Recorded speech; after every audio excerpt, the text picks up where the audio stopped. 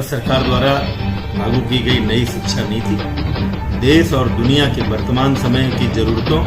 और भविष्य की चुनौतियों को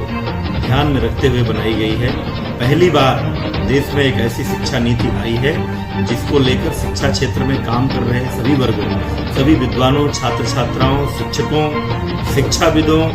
और शैक्षिक प्रशासन के अधिकारियों के बीच प्रसन्नता है और सबकी अपेक्षाओं के अनुरूप शिक्षा नीति लागू की गई है। इस शिक्षा नीति में जिस तरह से प्राथमिक स्तर पर मातृभाषा में शिक्षा देने की बात कही गई है, कक्षा 6 से ही व्यावसायिक शिक्षा को बढ़ावा देने की बात कही गई है, बुनियादी शिक्षा पर विशेष ध्यान दिया गया है